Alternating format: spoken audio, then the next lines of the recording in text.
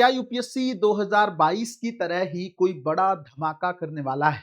जिस तरह से 2022 में सीटें एकदम से बढ़ गई थी, क्या इस बार भी सीटें बढ़ने वाली हैं? अभी के लिए यूपीएससी ने 2026 के नोटिफिकेशन में अस्थायी तौर पर 944 सीटों की बात कही है, लेकिन क्या ये सीटें 1000 से ज्यादा बढ़ सकती हैं? क्या 2026 का जो ईयर है या अटेम्प्ट है, आप लोगों के लिए एक गोल्डन अपॉर्चुनिटी की तरह होने वाला है? इसको लेकर हम लोग बहुत अच्छे से बात करने वाले हैं। अगर अभी तक आप लोगों ने डिलाइट आईएएस की वीडियो को लाइक शेयर नहीं किया है, तो सबसे पहले इस वीडियो को लाइक कर दें। और अगर आप लोगों ने अभी तक भी डिलाइट आईएएस को सब्सक्राइब नहीं किया है, तो ये चीज आप सही नहीं कर रहे हैं, क्योंकि कोई संस्थान आपके लिए लगातार एफर्ट कर रहा है, हर एक छोटी से छोटी चीज आप लोगों तक पहुंचा रहा है। तो उसको सब्सक्राइब करके रख लीजिए, ताकि आने वाले टाइम में भी आपको इंपॉर्टेंट इंफॉर्मेशन और अपडेट्स लगातार मिलती रहें, है ना। अगर आप लोग 2026 के लिए करंट अफेयर को तैयार करना चाहते हैं, तो डिलाइट आईएएस पर 36 महीने करंट अफेयर का बैच चल रहा है। बहुत खूबसूरत बैच है। और मैं एक चीज आपको कहना चाहूंगा कि अगर आप ये बैच कर लेते हैं, तो करंट अफेयर के लिए आपको कुछ भी करने की जरूरत नहीं पड़ेगी।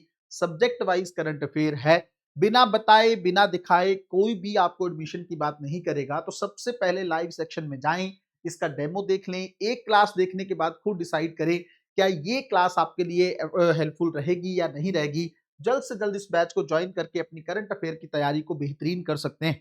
सबसे पहली चीज तो मैं आप लोगों को बता दूं, क्या ऐसे पहले भी हुआ है जिस बात की बात हम लोग अभी कर रहे हैं, है ना। 2022 का अगर हम लोग खेल देखें, ये पिछले 5 सालों का यूपीएससी के वैकेंसीज का आंकड़ा है, थोड़ा समझने की कोशिश करते हैं।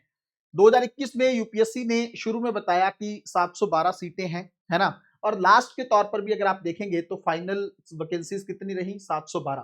हालांकि ये सबसे काफी कम आंकड़ा था सीटों को लेकर, और कोई बड़ा चेंज जो है देखने को नहीं मिला, है ना। लेकिन 2022 को आप यहां पे देखेंगे, 861 सीटों के लिए पहले नोटिफिकेशन जारी किया गया, 861।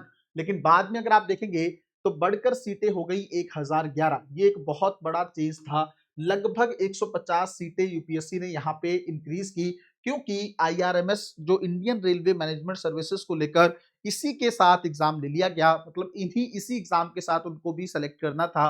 तो यहाँ पे यूपीएससी ने लगभग 150 सीटों को बढ़ा दिया। उसके बाद 2023 में कोई खेल हुआ। 2023 में शुरू में 1105 सीटें थी, लेकिन यहां पे भी अगर आप देखेंगे तो सीटें एंड में बढ़कर 1143 हो गई। 38 सीट्स इंक्रीजमेंट हुई, क्योंकि जो है प्रोसेस के दौरान थोड़ा बहुत एडजस्टमेंट करना पड़ा, है ना। कई लोगों ने छोड़ दिया या कुछ भी चीजें हुई, उसके चलते सीटें थोड़ी सी इंक्रीज कर दी गई, है ना। 2024 में क्या हुआ? 1056 सीटों के लिए नोटिफिकेशन जारी किया गया, और यही लास्ट में बना रहा।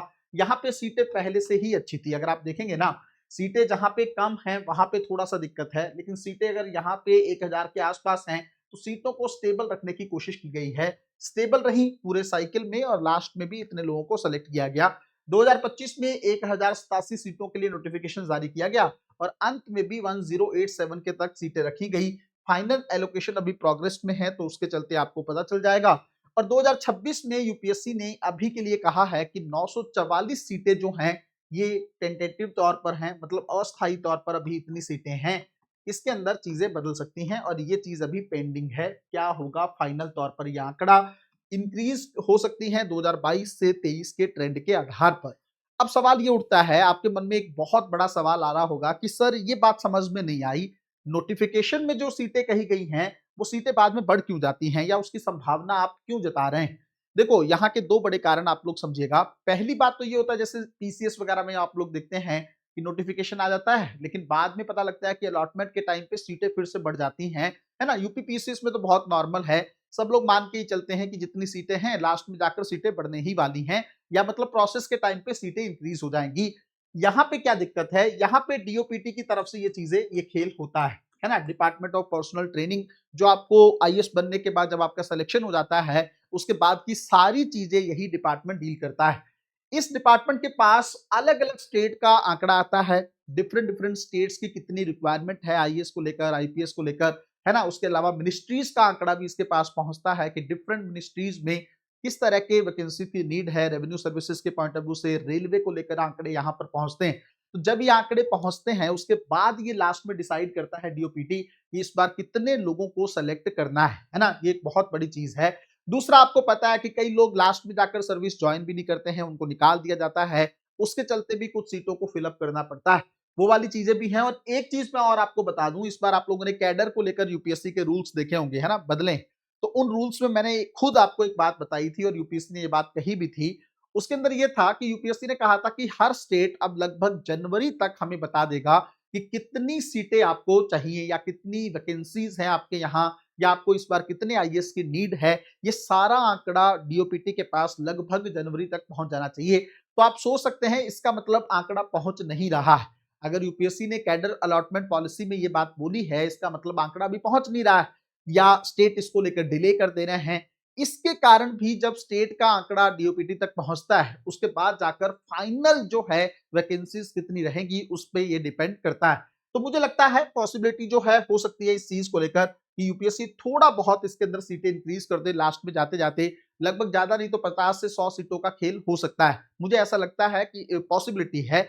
वैसे आपको क्या सोच के चलने की जरूरत है या क्या मान के चलने की जरूरत है? देखो, अभी के लिए तो रियलिटी 944 सीटें हैं, लेकिन मैं हमेशा ही आपको जितनी भी आप लोगों ने वैकेंसीज की वीडियोस देखी होंगी उसके अंदर मैंने एक बात आप लोगों को समझाने की कोशिश की है कि देखो, आप लोगों को तो एक सीट चाहिए, है ना, आप लोगों को बहुत ज्यादा सीटें नहीं चाहिए। सिंगल सीट के लिए आपको लड़ाई करने की जरूरत है। मान लो यहाँ पे 100 सीटें भी होती तब भी आप यूपीएससी का या सरकार का आप क्या ही कर लेते, है ना, आपको लड़ना फिर भी था।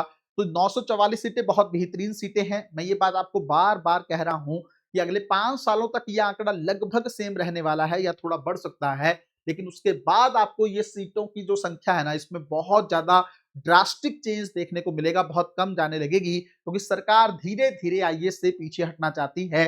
सरकार प्राइवेट सेक्टर पर ज्यादातर जो प्रशासनिक अधिकारी हैं उनको भर्ती करना चाहती है ना। तो आपको पता है ये जो 2-3 साल हैं अगले, जैसे 2026 है, 27 है, 28 है ना, ये जो साल है ना, 3-4 साल, ये आपके लिए बहुत गोल्डन अपॉर्चुनिटी की तरह हैं।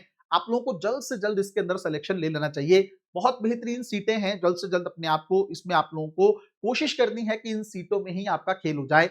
लेकिन उसके साथ ही मैं एक चीज और आप लोगों को बता दूं कि देखो, 2026 को आप अपना जीवन का अंतिम प्रयास मानकर चलेंगे तब जाके आप लोगों का सिलेक्शन होगा, है ना। सीटें बढ़ सकती हैं वो तो ठीक ही है। इसके अलावा भी मैं कई बार बोल चुका हूं, स्टेट के पास आईएएस ऑफिसर नहीं है, आईपीएस की बहुत ज्यादा कमी है ना। रेवेन्यू एक्सपेंसेस का बेस लेकर बहुत सारे स्टेट्स अभी भी बच रहे हैं, या सेंट्रल गवर्नमेंट खुद भी ज्यादा भर्तियां करने से बच रही है।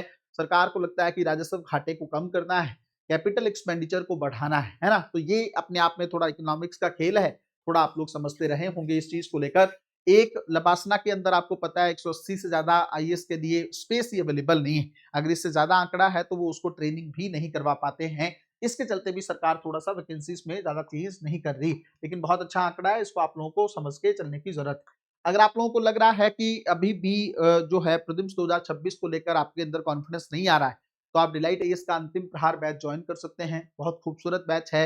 वर्स्ट कंडीशन में जाओगे तब भी 120-30 नंबर लेके आओगे। इस बैच की यही खूबसूरती।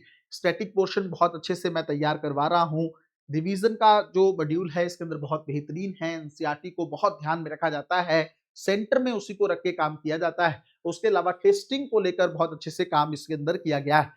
तो समय मत खराब कीजिए। अगर 2-2.5 महीने में एकदम सिस्टमैटिक तरीके से, जैसे घोड़े को ऐनक लग जाती है उस तरीके से अगर आप लोग तैयारी करना चाहते हैं, तो जल्द से जल्द इस बैच को ज्वाइन करके अपनी तैयारी को बेहतर कर सकते हैं।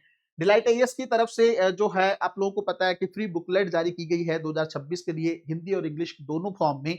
तो अगर आपको उस बुकलेट को डाउनलोड करना है तो डिलाइट आईएएस के टेलीग्राम चैनल को आप लोग जल्द से जल्द ज्वाइन कर सकते हैं। थोड़ा अपना प्यार टेलीग्राम चैनल पर भी दिखाइए, क्योंकि वहां पर अगर आप लोग देखेंगे रहेंगे तो बहुत सारे क्वेरीज आप पूछ सकते हो डिस्कशन ग्रुप में, बहुत सारी अपडेट्स आप लोगों को मिलती रहेंगी। और जब एग्जाम करीब आएगा या एग्जाम के बाद की चीजों को लेकर हम लोग बहुत बेहतरीन तरीके से कनेक्ट हो सकते हैं। तो जल्द से जल्द टेलीग्राम चैनल को ज्वाइन करके अपनी चीजों को बेहतर करें। मिलते हैं अगली वीडियो में, तब तक अपना ध्यान रखें, अपनी पढ़ाई को बहुत अच्छे तरीके से करते रहें। बहुत बहुत धन्यवाद।